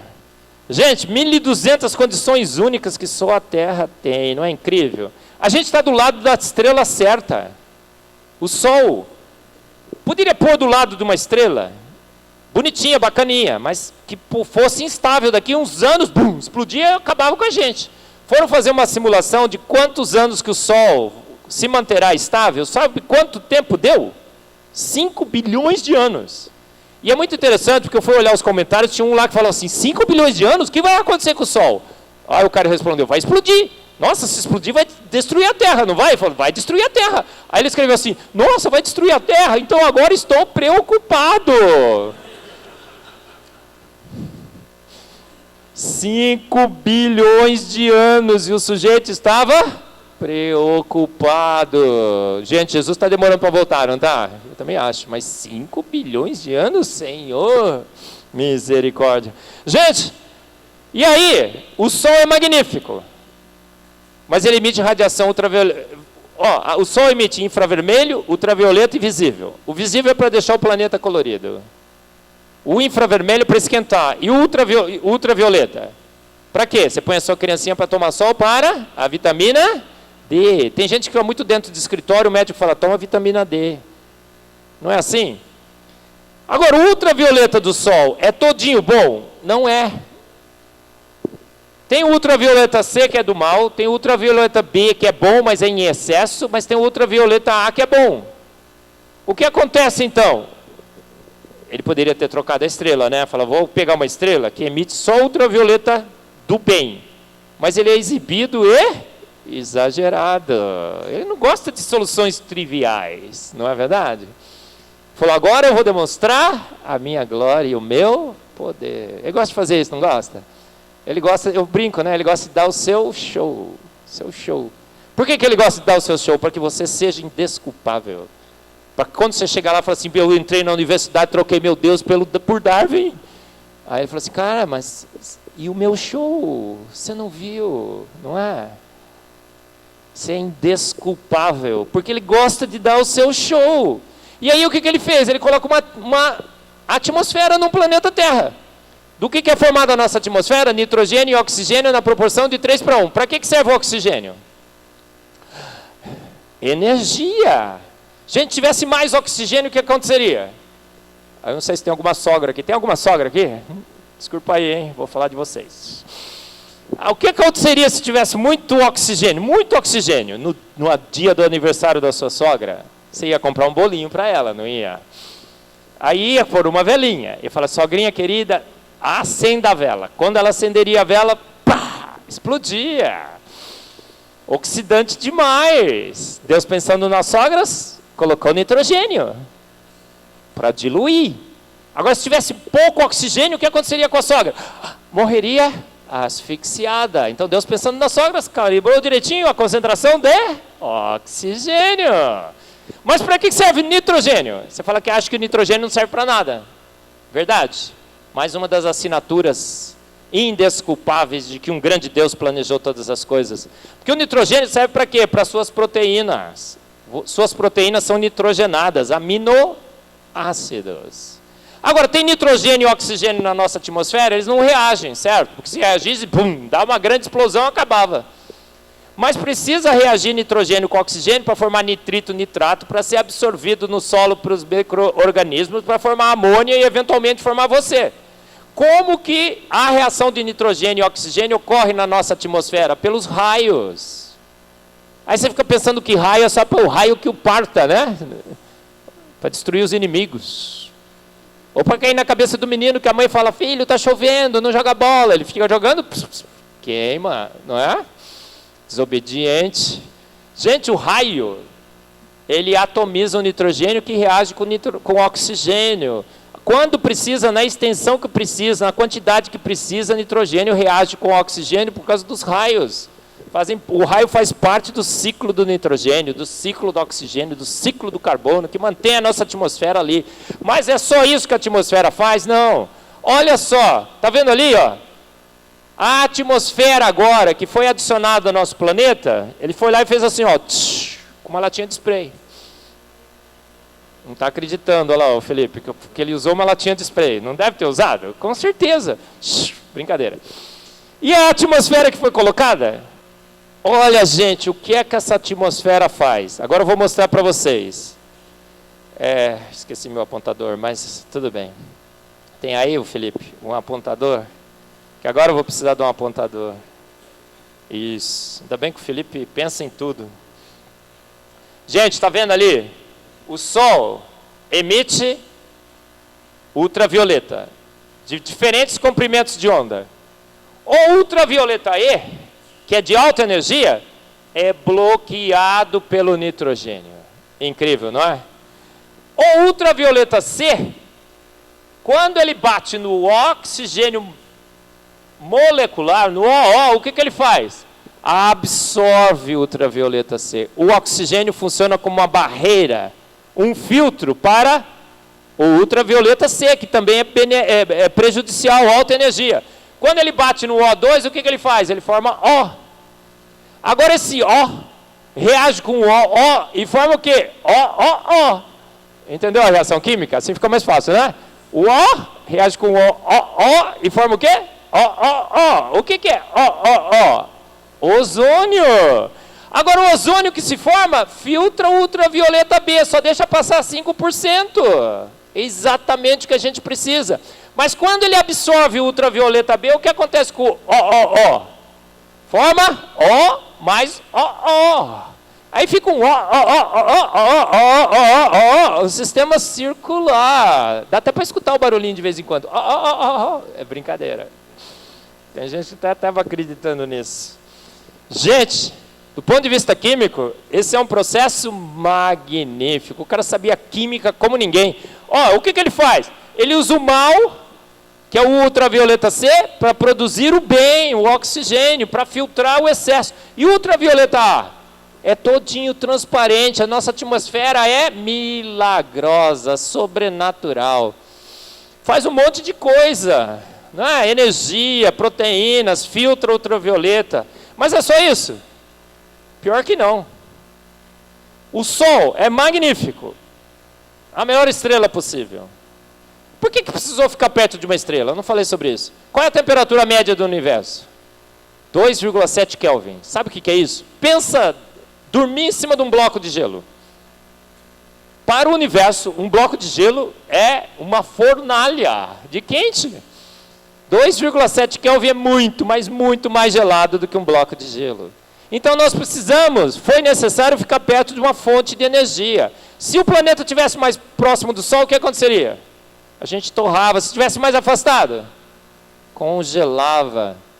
É incrível, não é? Mas esse Sol é magnífico? Sim, mas ele tem explosões temporárias e periódicas de nervosismo. Ventos solares atingem então o planeta Terra.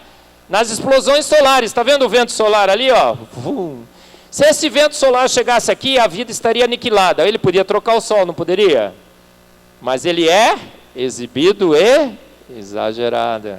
Ele gosta de soluções triviais? Não, ele fala, agora eu vou dar o meu show. E o que ele criou, gente? Um campo magnético protetor. Uma liga de ferro e níquel preenche o nosso planeta. E quando você penetra no planeta, essa liga fica sólida, você vai mais fundo, ela fica líquida, você vai mais fundo, ela fica sólida de novo. Não pode, pode. Sólido, líquido, sólido. Quando aumenta a pressão e temperatura, ou era para ficar líquido, ou era para ficar sólido. Não é para ficar líquido e sólido depois. E agora uma esfera de ferro e níquel líquida gira no interior do nosso planeta, criando um campo magnético protetor. Bom, ninguém nunca foi lá para ver se isso é verdade, tá? A não ser aquele filme, né? Viagem no Centro da Terra. Mas parece que é assim, parece. Uma das teorias, né? Para o campo magnético da Terra. E aí o vento solar é desviado para os polos. Mas aí ele fala, agora eu vou dar o meu outro show. Gente, campo magnético parece aquela nave, né, do Dr. Smith no Perdidos no Espaço. Quem assistia Perdidos no Espaço? Quem assistia no tempo, cabelinho branco, né? Só, eu também. É que eu dou um jeitinho. Brincadeira, não dou não. Gente, mas quando o vento solar chega nos polos, ele vai dar o seu show. Por quê? Agora nós temos o quê? A aurora boreal. E a aurora boreal é um show magnífico. Por quê? É um plasma. Plasma do quê? De nitrogênio e oxigênio. O nitrogênio e o oxigênio agora são ionizados. E quando eles voltam para o seu estado fundamental, excitado agora para o estado fundamental, eles emitem. Emitem no quê? No visível. Pode. E para dar uma colherzinha de chá, tem um pouquinho de verde ali, tá vendo? Palmeirenses, tá bem? E emite no visível. E quem enxerga no visível? O show é para quem? Você. Tem um monte de animal que não enxerga no visível, você sabia disso, né? E você enxerga 10 milhões de diferentes tonalidades de cor. Então, quando você vê a aurora boreal, saiba que o show é para você. Mas aí só tem nos polos, né? Outro dia eu falei, Marcos, mas só tem nos polos. Eu falei, também é um frio danado lá, né? Teria que compensar aquele pessoal de qualquer jeito, de algum jeito, né? Mas aí o planeta Terra, se ele ficasse paradinho do lado do Sol, o que aconteceria? A face que estava virada para o Sol torraria, a face virada para o universo congelaria. Mas aí o nosso planeta gira, bonitinho, 24 horas, que nem o frango no domingo, né? Bonitinho, torra, tosta, bonitinho de todos os lados. 24 horas. E aí alguns infelizes, chegam e falam, Senhor, hoje eu tenho muita coisa para fazer. O senhor poderia, então, transformar o dia em 48 horas? Quem já fez essa oração? Infeliz, levanta a mão. Confesse, já fez, né, irmã? Já pensou se Deus tivesse atendido? A vida estaria eliminada no planeta. Porque de noite você puxa as cobertas, não puxa? Felipe, você está dormindo. Chega às 4, 5 horas da manhã, está ficando mais frio, você puxa a coberta, não puxa? 6, 7 horas já começa a ficar mais quente, você vai tirando. 7, 8, 10 horas, você já tirou todas as cobertas, não é assim? Felipe, 10 horas está dormindo ainda. Você não trabalha não, cara?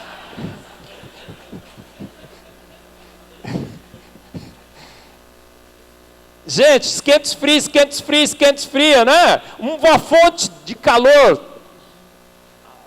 um forno e um congelador, um freezer. Como é que você se mantém vivo entre uma fornalha e um freezer? Girando, virando.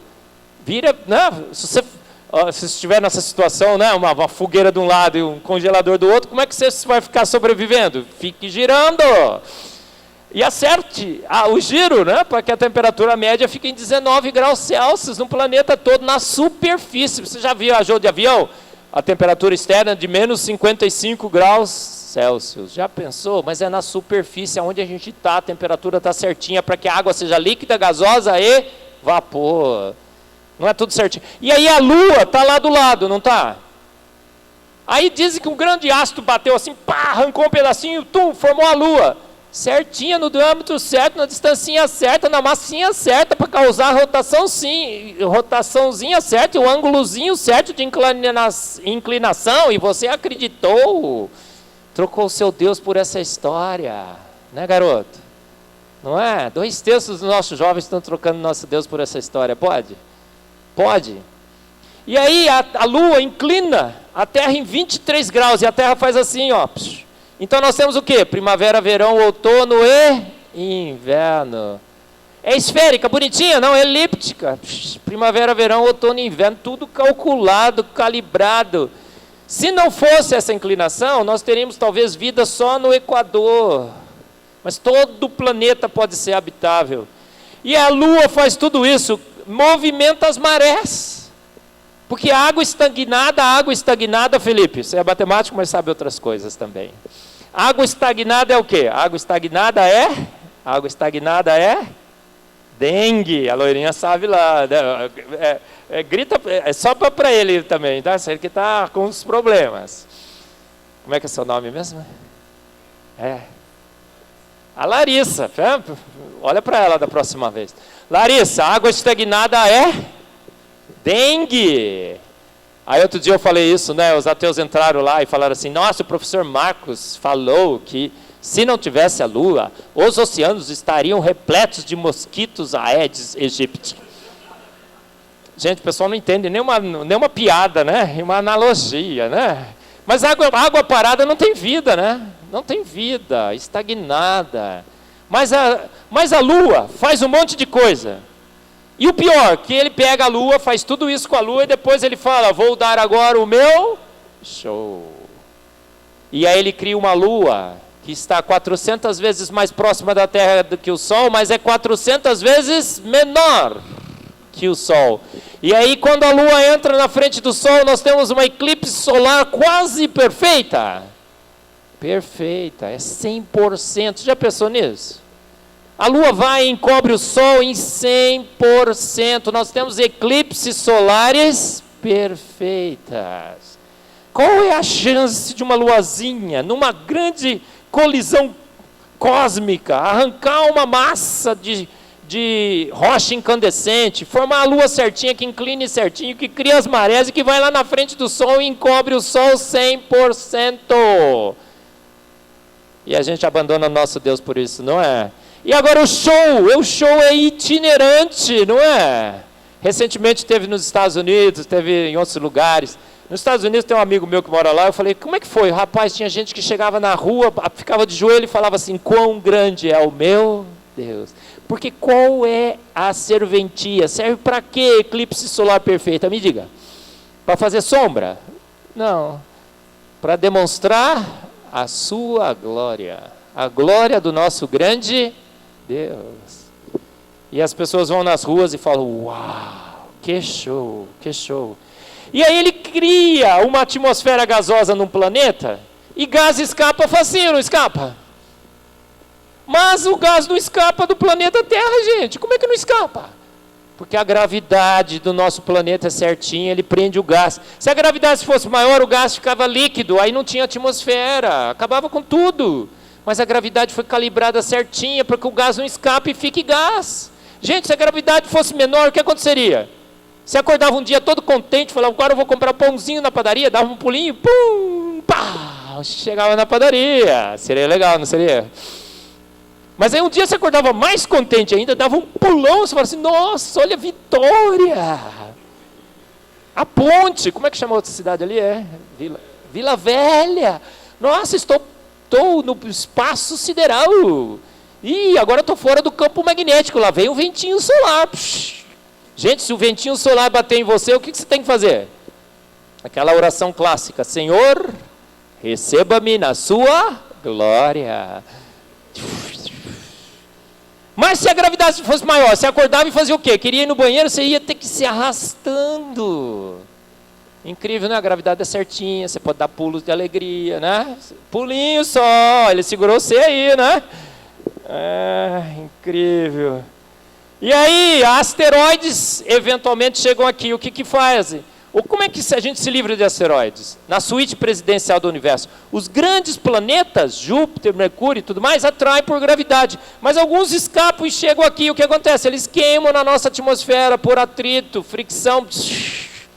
E não chega aqui embaixo. Magnífico.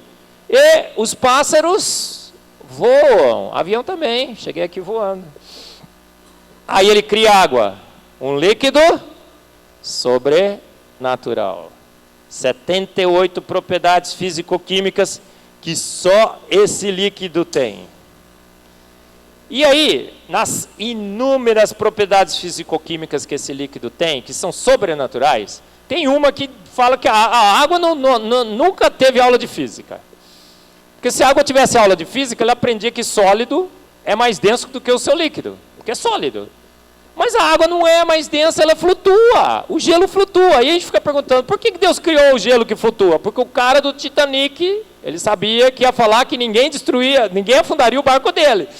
Aí ele falou, vou criar o gelo iceberg. Gente, será que é por isso? Tem outros que acham que é por decoração. Felipe, pode ser com você, né, Felipe? Felipe, por exemplo, quando você pega seu whisky e coloca o gelo, ele flutua ou afunda? Hein, Felipe? Whisky, você põe um gelinho. Flutua. Agora você acertou. Nem precisou da menina que até saiu.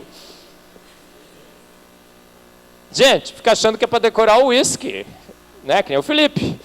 Gente, para que o gelo flutua? Nos países frios. Não no Brasil, né? A temperatura vai caindo, 4 graus Celsius, a água vai para o fundo com oxigênio. Na superfície forma gelo. O gelo é um isolante térmico, é um isopor. Aí forma-se uma garrafa térmica, a temperatura cai para menos 10, menos 20, menos 30, e durante todo o inverno o peixinho fica lá numa boa. Ele pensou em tudo, não pensou? Inclusive no peixinho. E aí ele fala, agora eu vou dar o meu show. Porque os cristais de neve, já andaram tirando foto de cristal de neve. Já pensou, gente? Tem tanta gente desocupada nesse planeta, não tem? Tem uma coleção com 5.000 fotos de cristais de neve. Foram olhar as fotos, o que aconteceu? Todas são magníficas, cada um com uma estrutura diferente. 5.000. A previsão é que não há nenhum floco de neve diferente do outro. Não sei quem está fazendo isso, esse monitoramento e tal. Continuando o trabalho de pesquisa. 5.000 cristais de neve, dá uma olhada. Todos eles lindos, magníficos. Por que eles são assim? Porque ele é um designer. Por que tem 5.000 diferentes? Porque ele é exibido e exagerado. Não falei que era?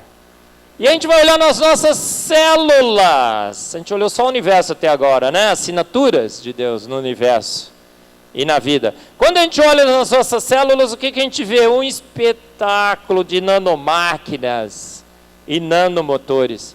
Os ribossomos, por exemplo, são máquinas de tricotar proteínas. Quando você chegar em casa, depois a gente tem uns filminhos, eu vou passar para vocês também.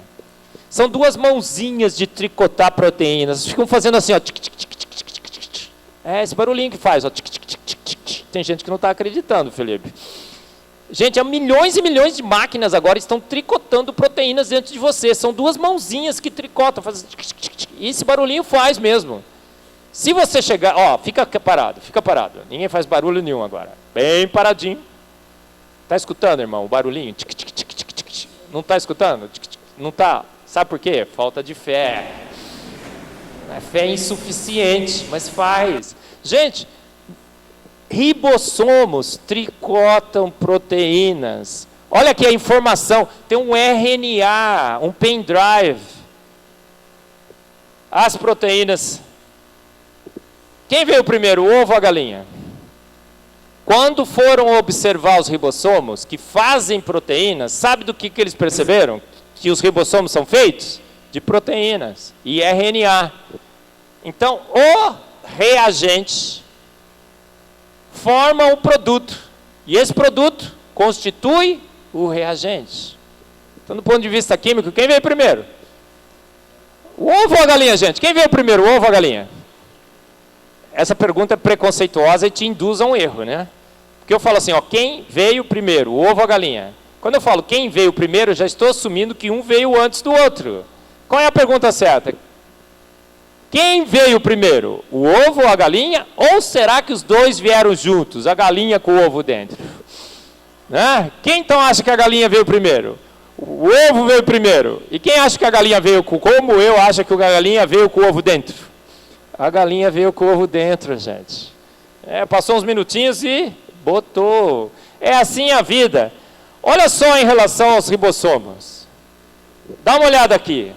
Olha o que acontece com os ribossomos. Eu vou mostrar um ciclo para você, você vai entender. Está vendo os ribossomos aqui? O que eles fazem? Eles pegam a informação do DNA e fazem proteínas. Mas para os ribossomos funcionarem, eles precisam dos transfers RNAs, que carregam para o ribossomo os aminoácidos para conectar, para formar as proteínas. Mas para os transfers RNAs funcionários, eles precisam das tRNA sintetases, que são as enzimas que ligam os aminoácidos aos transfers RNAs. Mas para que isso tudo funcione, precisa de energia, que é produzida pela ATP sintase, o ATP. Mas para que a ATP seja sintetizada, ela precisa da informação que está no DNA, que vai ser transferida para o ribossomo, que vai fazer tudo isso e chegar nela. Gente, o que acontece? Você fecha um ciclo. O ribossomo precisa de RNA, mas o RNA precisa do transfer, precisa das enzimas, precisa do ATP sintase, que precisa do DNA, não é o RNA aqui, né? DNA. Então quem veio primeiro, o ovo ou a galinha? Esse ciclo, a galinha com ovo dentro, né? Esse ciclo deveria estar desde o início operando. Por isso que a tese do design inteligente é essa: a vida foi feita pronta por um ser de extrema inteligência, que pôs tudo para rodar desde o início. Dilemas, ovo, galinha. Olha como o ribossomo funciona, tá vendo? Isso é em câmera extremamente lenta. Aquelas duas partes ali são as mãozinhas, parece que tem uns dedinhos, eles ficam fazendo assim, ó, tic, tic, tic, tic, o barulhinho, né? Lembra? Tic, tic, tic, tic. A ATP sintase, ela produz a energia da vida, uma máquina fantástica, a usina mais espetacular de produção de energia nesse planeta está dentro de você, operando agora, sabia? E ela faz o seguinte para que a reação ocorra. Ela pega um ADP e um fosfato. E para que os dois ocorram e não tenha risco dessa reação não ocorrer, sabe o que ela faz? Ela abre um compartimento, uma casinha, e fala, entra os dois dentro da casinha. Aí ela pega e fecha a porta e abraça os dois, fala, reajam, entendeu? Bonitinho, né? Um encontro romântico. Reajam, e eles reajam, e formam o quê? ATP. Aí abre a portinha e eles saem casadinhos. Incrível, magnífico. Gente, para cargo na sua célula, as coisas são produzidas e elas precisam ser transportadas na célula. Sabe o que faz isso nas células? Robôs nanomoleculares. E olha lá eles andando, eles têm perninhas e bracinhos. A gente está querendo robotizar as nossas fábricas. Nós já somos fábricas robotizadas desde o início. Milhões e milhões de robozinhos estão andando agora dentro de você. E eles correm tão rápido que fazem uma cosquinha. É verdade. Se você ficar paradinho, você sente a cosquinha também. Se você não sentir, é falta de fé. Gente, milhões e milhões de robôs. Eles têm pernas e braços, e eles sabem do que pegar e para onde levar. Se o caminho está bloqueado, sabe o que ele faz? Ele dá marcha ré, vira e tenta ir para o lado. Se não dá, ele tenta ir por baixo. Se ele não consegue, ele chama ajuda. E o outro cara passa junto com ele o cargo e ele continua andando. É um FedEx nanomolecular. Já estou terminando agora, né? O sorriso. Olha, será que Darwin estava certo? Realmente evoluímos?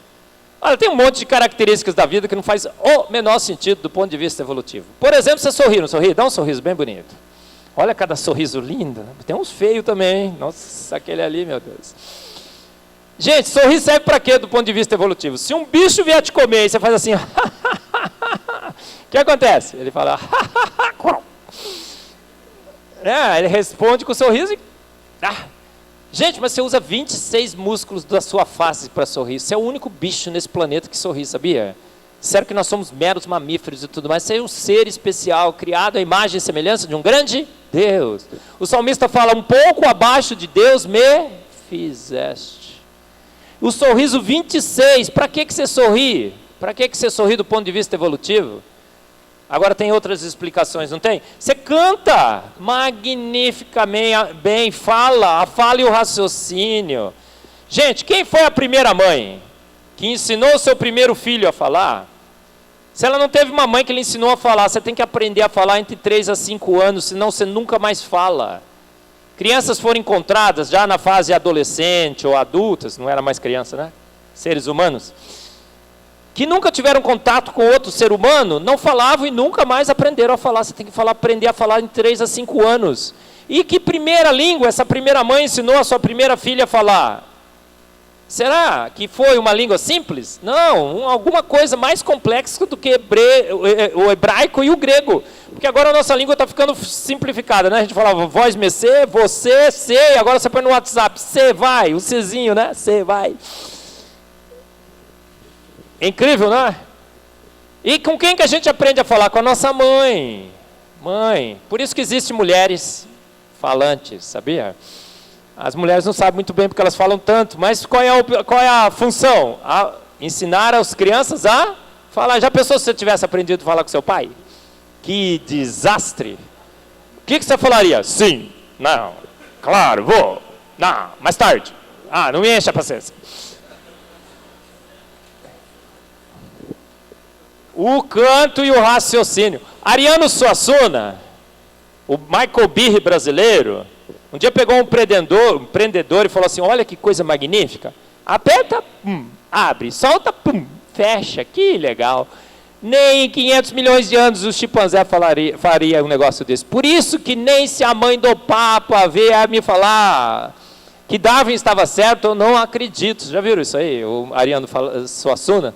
E eu nem vou mencionar a 9ª Sinfonia de Beethoven para não humilhar os chimpas. Aí eu vivo colocando no meu Face, né? Pega aqueles menininhos que tocam piano, sabe? Aqueles garotão que vai e toca um monte de coisa, menininho assim. Aquela menininha que foi no American Has Talent para cantar ópera. O que você vai cantar? Ela falou assim, vou cantar ópera. Ele não vai cantar, né? Quando ela abriu a boca, né? Aquela voz magnífica. Aí eu ponho no meu Face assim, humilha o chimpa, garota, humilha. Posto que fostes feita a imagem e semelhança de um grande Deus. Amém. Rapaz, você sente dor, não sente? Quem sente dor aqui, levanta a mão. Quem gostaria de não sentir dor, levanta a mão. Não levanta, irmão, senão você está extinto. Quem gostaria de não sentir dor? Não levanta, senão você está extinto. Gente, a dor é uma bênção. Tem criança que nasce sem sentir dor, normalmente morre antes da adolescência. Todo mundo tem que tomar cuidado. Casos reais, ela põe a mão na chapa e faz tsh, que legal. Tsh, tsh, tsh, tsh. Ela quebra o pé, põe duct tape, põe a meia e continua jogando futebol. Pula do 3º andar, sou o super-homem. Vou de novo. Não é assim? Dor é uma benção. E o pior, aonde dói mais é a região mais importante, né, garotada? Jogando futebol. Né? Dói, não dói? E é importante. É incrível, incrível. Gente, a dor é assim, você pisa no negócio e fala assim, nossa, eu acho que eu pisei numa coisa, num prego. Parece que está doendo. Eu acho que vou ter que tirar meu pé. É assim? Não, você pisa e é um reflexo. Sabe o que é reflexo? Reflexo é uma reação muito rápida, que o cara que te fez sabia que você era lento, né? Falou, não vou deixar para ele fazer, porque senão deixa no automático, nesse aí vai no automático, não é assim? Porque se fosse você demoraria 5 minutos para tirar o pé. Reflexo, o que é isso? Gente, você sua, não sua? Pela pele. Sabia que você é o único bicho que sua pela pele? O chimpanzé sua pelo pelo, diz que a gente é parente evolutivo. Se você pôr um chimpanzé e um humano para correr uma maratona, ele morre de superaquecimento, porque ele transpira pelo pelo, você transpira pela pele, você tem um sistema de transpiração muito mais eficiente. Olha, as glândulas ecrinas, magnífico. Mas, já que você não tem pelo, você precisa do quê? Proteção, filtro solar, a melanina. Aí o sujeito é brancão, ele chega no espelho e fala, Senhor, graças te dou, porque eu sou brancão. Gente, isso é verdade? Não, você é um deficiente. Deficiente de melanina. Você perdeu uma bênção, a melanina é uma bênção. Você é negro? Dê graças a Deus, quanto mais melanina, melhor. Você tem mais tonicidade muscular, menos câncer de pele. Você vai na praia e fica numa boa. A gente lá plastificado, não é? Aí onde precisa proteção, tem proteção. O cabelo ali não dava para tirar. Aí você tem aquele cabelo lisinho, você fala, nossa, que beleza, gente, o melhor cabelo é o Black Power. E o pior, você transpira no Black Power, aquele ventinho gelado fica aprisionado ali dentro, é um capacete com ar-condicionado.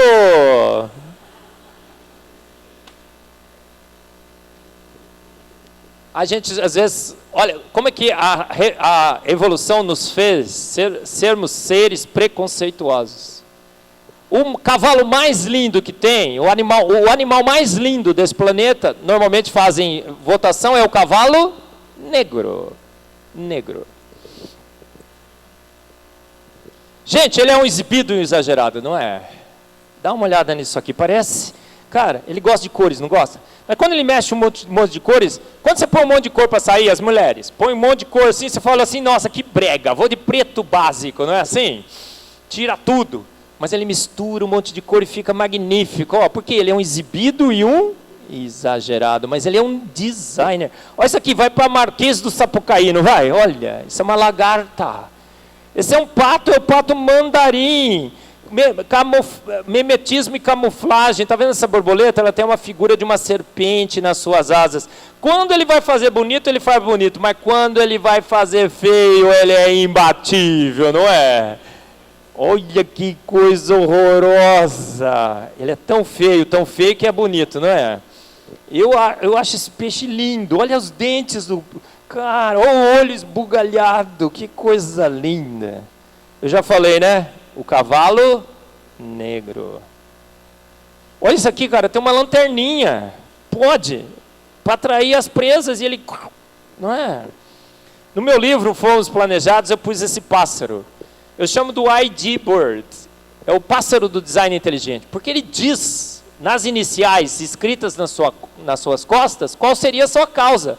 Ó, intelligent, o I com o pinguinho, design. ID. O azul na cabeça não é cor, é iridescência, é um jogo de ótica, difração e grades de interação destrutiva e construtiva das luzes do visível. E aí o que tem na cabeça? Uma cruz. E essa azul é tão brilhante que se enxerga no escuro. Aí eu digo assim, olha, é a cruz de Cristo que brilha nas trevas. Legal, né? Olha o 3. Deus Pai, Filho e Espírito Santo. Gente, tem besouro preto, não tem? Mas tem mais de 1 milhão de besouros coloridos. Se Deus gosta de alguma coisa, não é de você. Tem uma preferência, não é por você, é por besouros. E escolhe o mais bonito. Escolhe o mais bonito. Dá para escolher? Por que você não consegue escolher o mais bonito? Porque Deus é exibido e exagerado. Quando ele entra no concurso, mesmo que ele concorra com 1 milhão de obras, ele vai ganhar todas em primeiro lugar. Esse é o nosso Deus. Todas são lindas, não são? Quando ele põe muita cor, fica lindo. Quando põe pouca cor, fica lindo. Tudo é belo. E para não falar que eu não falei das flores. E você? Você é o maior espetáculo de nanotecnologia desse universo, sabia? Todos os seus órgãos que funcionam, o seu cérebro bate todos os computadores ligados em rede nesse planeta. Conclusão, fomos ou não fomos planejados? Há ou não há evidências? Há ou não há assinaturas? Estamos ou não estamos atolados e afogados de evidências de que há um grande Deus? Sabemos ou não sabemos hoje que a vida foi feita pronta, instalada pronta, o universo pronto por um Deus capaz de prever, planejar, construir? Há um Deus que assinou a sua obra? Será? Será que essa seria a maior descoberta científica de todos os tempos? Eu sou presidente da Sociedade Brasileira do Design Inteligente, www.tdibrasil.com. Venha com a gente fazer essa batalha, esse embate. Mostrar que as evidências todas são para um Deus que formou o universo pelo poder da sua palavra. E que essa história de uma evolução lenta, gradual e sucessiva do cosmos, evolução química, evolução bioquímica, não faz sentido. Eu gravei 9 palestras para o curso Fiel de Liderança, se quiser assistir. A gente tem esses 2 livros aqui, nós trouxemos. Quando eu saio, a editora Mackenzie dá um desconto. E está com esse desconto, a gente faz em 3 vezes no cartão. A melhor forma possível para você adquirir. Então, compre para você, para o seu ateu predileto. Seu filho, se vai entrar na universidade, ele precisa de armas, tá bom? Olha, eu falei para os garotos aqui, né? Que 2 terços de vocês se tornariam ateus. Mas por que eles se tornariam? Porque eles nunca tinham ouvido uma palestra minha. Mas agora você ouviu, não ouviu? Então agora você está vacinado e 100% de vocês ficarão firme e forte com o seu Deus, não vão? Amém, amém. Bom, e o melhor de todos está para ser traduzido, o Foresight, tá bom? Gente, quando eu lancei esse livro, o Foresight nos Estados Unidos, precisava de endossos, né? 3 prêmios Nobel endossaram o livro. Um de Química, um de Física, um de Medicina. E o editor do JACS, olha só, professores de universidades brasileiras. Incrível, né? Mas outra hora eu conto mais sobre essa história. E aí, gente, Darwin matou Deus? Será que Darwin matou Deus? Será que nós não temos mais esperança? Nossa fé foi refutada pela ciência? Não. O que aconteceu, gente? Darwin morreu. As ideias de Darwin morreram, não se sustentam mais nas evidências científicas que nós descobrimos através do exercício da ciência. Darwin morreu. E o nosso Deus? O nosso Deus vive. O nosso Deus vive. Vive e é referendado pela ciência. Então, a esse Deus, família linda, né? Também acho. A esse Deus invisível, mas real. Todo-poderoso, onipotente, onisciente, onipresente. Um Deus exibido e exagerado. Um Deus que pelo poder da sua palavra chama as coisas à existência. Porque ele disse, Lázaro sai para fora. E Lázaro esperou milhões e milhões de anos para reverter a sua involução e saiu? Não, ele saiu imediatamente. Um Deus que chama as coisas à existência pelo poder da sua palavra. A esse Deus que andou sobre as águas, mostrando que ele domina forças, além das forças naturais. Porque outro dia eu estava assim, Marcos, mas você acredita então que Josué parou lá o dia, parou lá o sol, e aí todo o universo ia se desfazer, porque as forças naturais desfazeriam o universo? Eu falo, gente, ele criou o universo. Ele estabeleceu as forças naturais. Então o que ele teria que fazer para parar o universo? A única coisa que ele teria que fazer para parar o universo é falar assim, universo, pare. E ele pararia. É nesse Deus que você crê? É nesse Deus que eu creio. Um Deus que fala e pelo poder da sua palavra, as leis da natureza lhe obedecem. Não é assim? Então a esse Deus invisível, mas real, eterno, onipotente, onisciente, todo-poderoso. Seja o nosso louvor, seja a nossa glória ontem, hoje e sempre. Amém. Muito obrigado.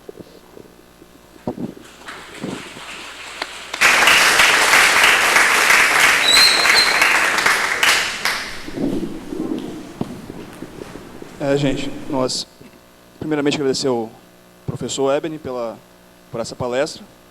Nós teremos agora o nosso coffee break. Vamos até 7h30 e depois retornaremos para a segunda palestra, que o próprio Marcos também dará para a gente. Oi? 7h30. Só reforçando, o professor estará lá embaixo vendendo os livros dele. Quais são os livros? Fomos Planejados e o Caixa Preta. Ele vai estar lá com os livros lá embaixo, vender. E é isso, 7h30 nós retornamos. Se você tem perguntas para fazer, nós faremos ao final da segunda palestra. Então, deixe anotado, fique até o final, que as dúvidas serão resolvidas pelo professor. Pode ir.